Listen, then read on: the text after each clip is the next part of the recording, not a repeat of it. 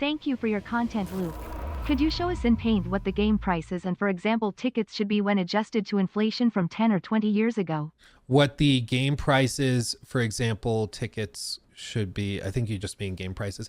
Yeah, so when you adjust for inflation, the pricing that things are currently at is about in line. So like if we look at, say, 2000, I don't know, we could even go, when did like Red Dead, I think that was 2010 for like 60.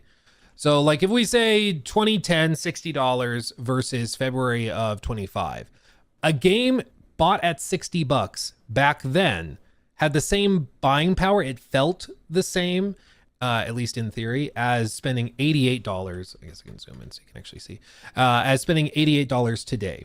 And this is the argument that these companies are using to get to that price point, because they're like, adjusted for inflation, this is what it should price at. Adjusted for inflation, you know, this is actually a really good deal. Really good. I mean, we're only charging 80. That's great.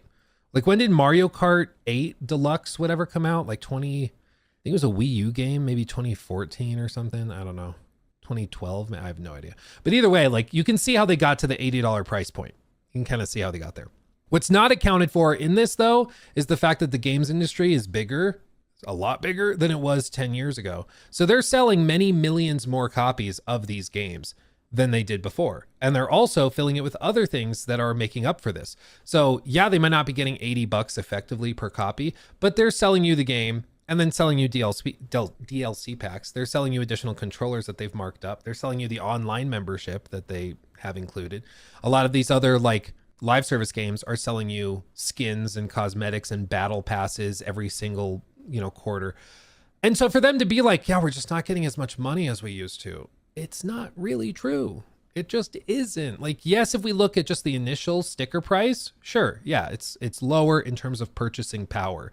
But I think it's a little disingenuous. And at times, for some, I think they're being dishonest, straight up dishonest, when they do not factor in those elements. Like, yes, it's true that Call of Duty 3 or whatever was way cheaper in comparison to modern prices, or way, you get what I mean? Like, it was priced differently than modern games are, and technically right now you're getting a discount on it if you account for inflation and the actual purchasing power of your dollar. But modern COD games are monetized out the ever-living ass, and they're actually walking away with way, way, way, way more money. Like, not even close. So, yeah, I think it's just like, it's kind of disingenuous to only look at this as if it's in a vacuum, because you have to look at the broader context of the entire industry. For just single player games, this absolutely has an effect if you're not monetizing other ways, if you're not doing DLC. Baldur's Gate 3 being priced at 60, that's a hell of a deal. And they're not doing DLC or expansions or anything. That's a hell of a deal. Absolutely, that's fair to bring up.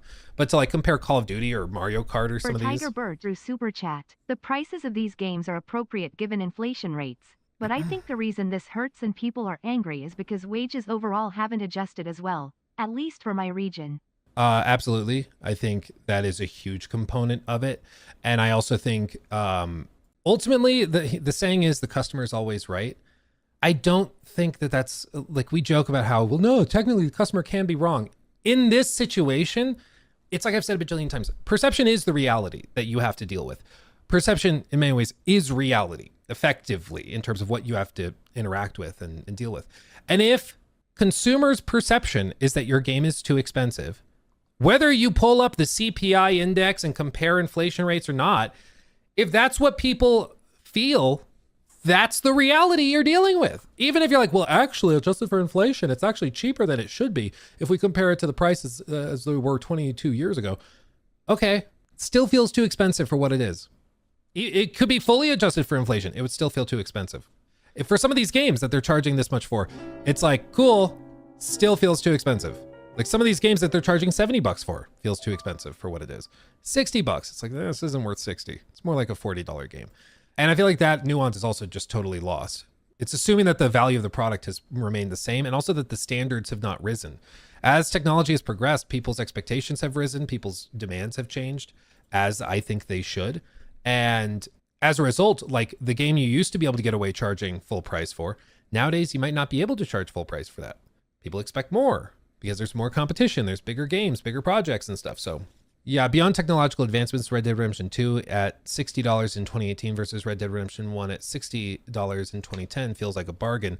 Yeah, and it's because the technology is advanced. Like in 2010, Red Dead 1 was worth the AAA price. It just was. Like it was a phenomenal value. You compare it to Red Dead 2 and you're like, oh my God, like we've come a long way, because we have. And I think that's worth acknowledging.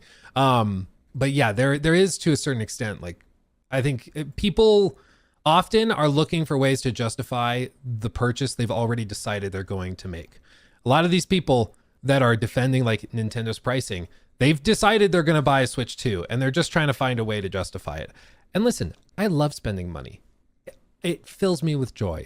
And even I cannot get myself to the point where I'm like, yeah, Switch 2 makes sense. I want to support that. Because it's not just looking at a vacuum. It's not just for this little device here. It's what it means for the rest of the industry. And that's where I think everybody needs to kind of come together in this moment and just not buy the damn thing.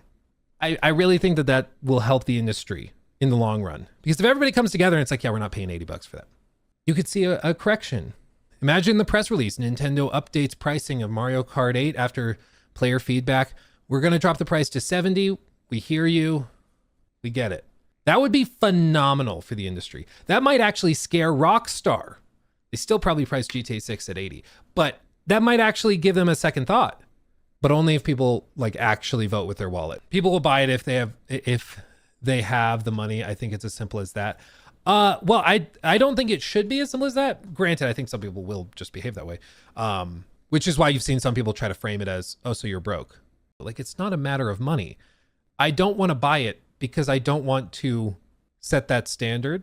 Maybe if it's on sale for 50% off, or you get it like like if somebody told me that they were going to buy the Switch 2 and they just weren't going to buy $80 games ever.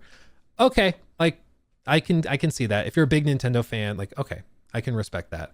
I think if you engage with the $80 price point though, that causes problems.